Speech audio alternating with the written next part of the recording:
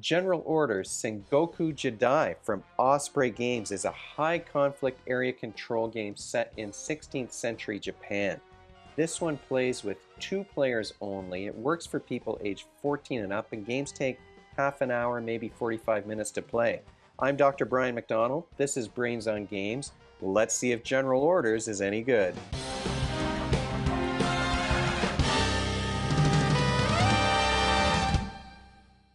This is a follow-up to General Orders World War II, and Sengoku Jidai falls at the heavy end of light or the light end of medium. So I'd say light to medium in terms of its complexity.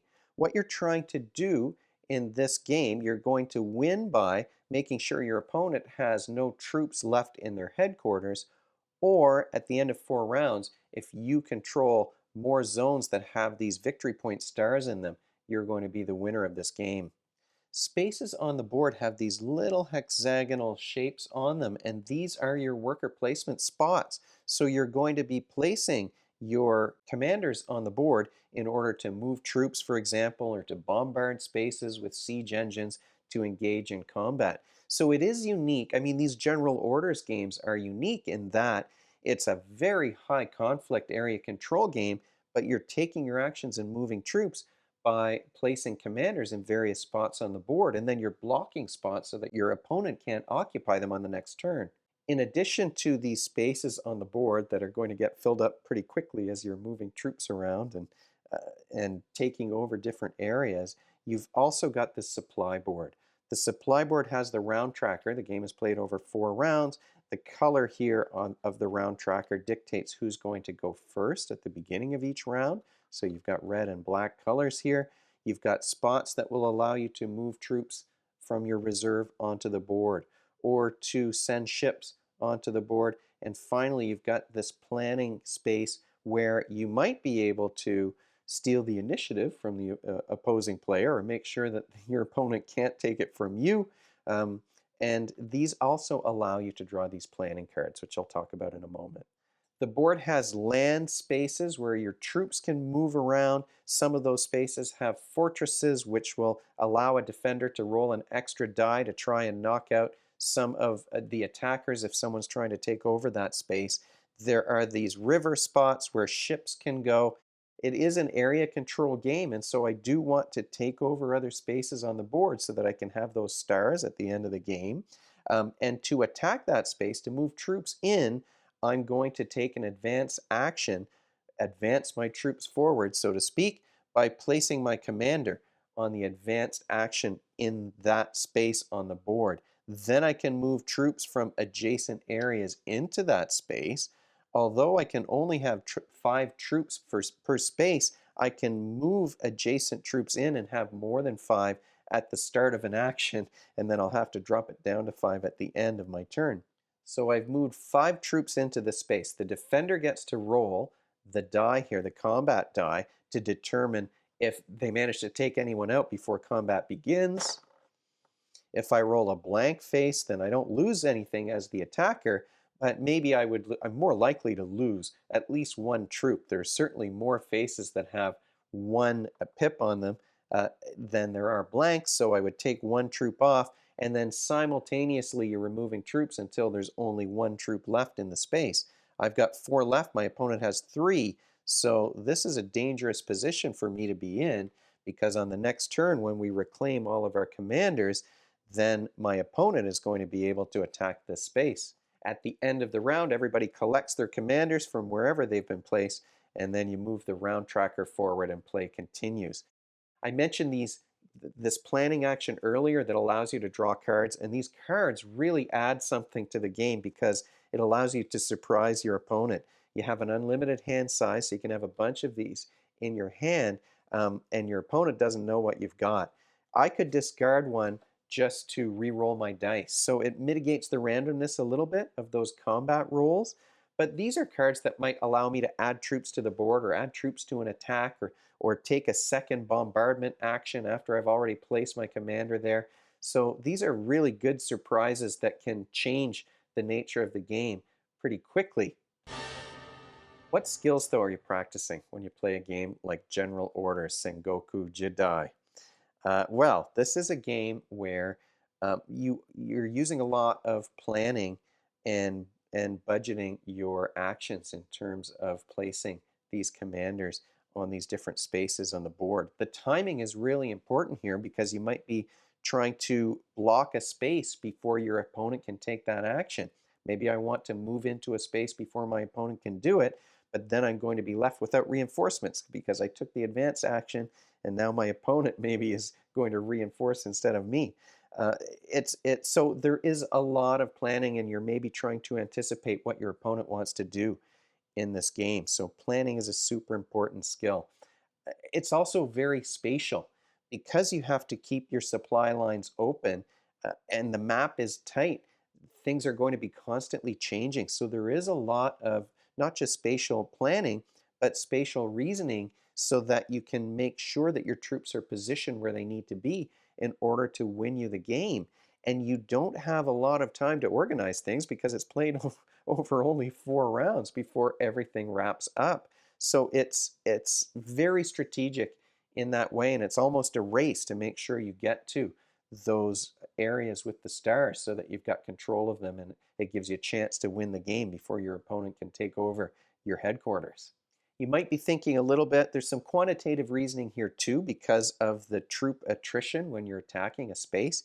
You're going to be thinking about how many troops do I need to have in place in order to take over that space and have enough soldiers left so that I won't immediately lose it on the next turn or on the next action when my opponent bombards me. So there's some quantitative reasoning in addition to that planning and visual spatial problem solving. And things are updating so quickly because the board is tight, because those actions really can alter the board state to such a degree that all of your plans could be ruined. Final thoughts, though, about general orders, Sengoku Jidai. This is I think this is a very clever game. First of all, let me say, one thing that I really, really adore about it is this small box. It's got a small footprint on the table. There's not too many pieces to worry about. The box closes tightly after you've opened it up and unpacked everything. So this is a tiny little thing that you can bring with you anywhere, and it plays on just about any table.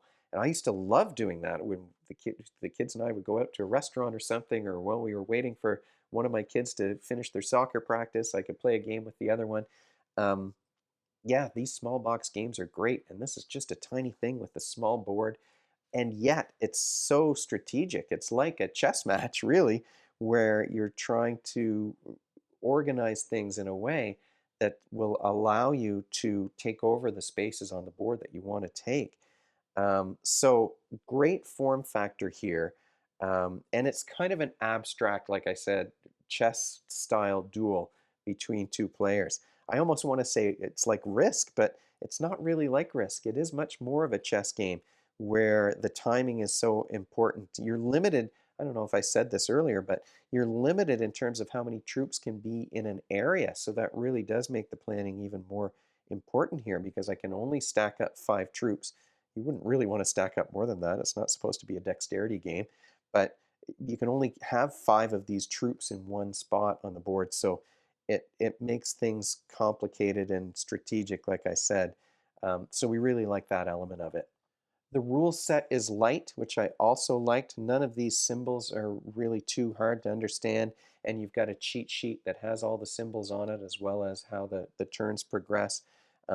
Blocking the actions that a player can take on a space or on the supply board, I mean, I like worker placement games a lot, so this is really such a strange combination of mechanisms that really work well together, I think.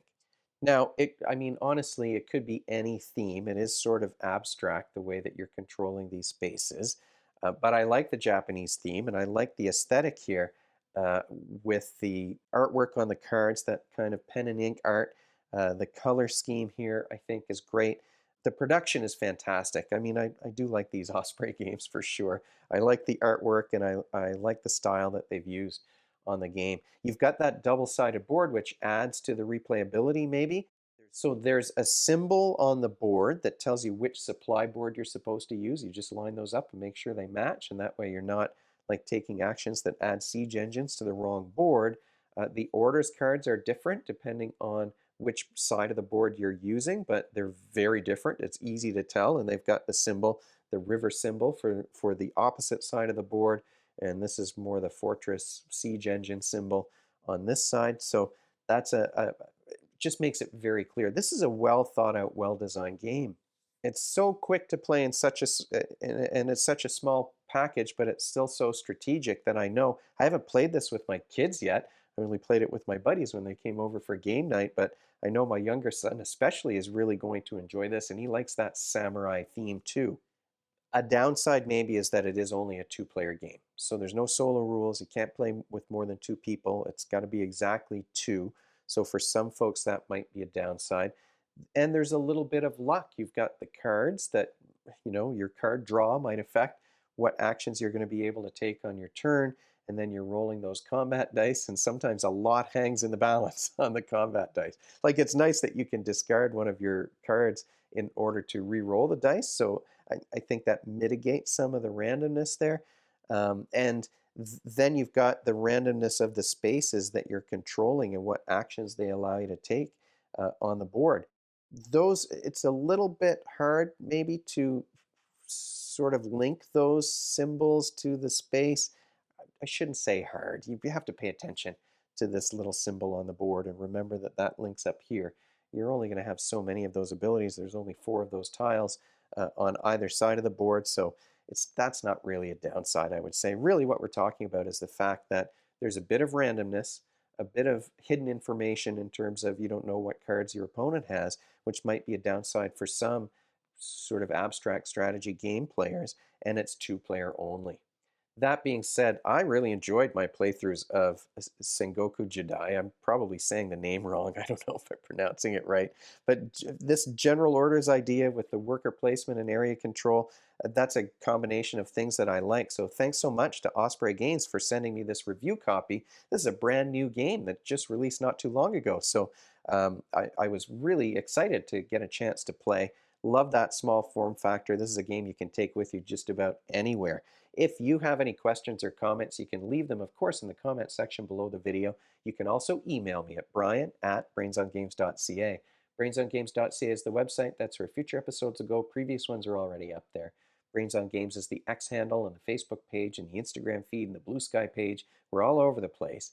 And if you enjoyed this video, you want to be notified of future ones, you can head on over to YouTube and click that subscribe button. Thanks for joining me, and hopefully I'll see you next time.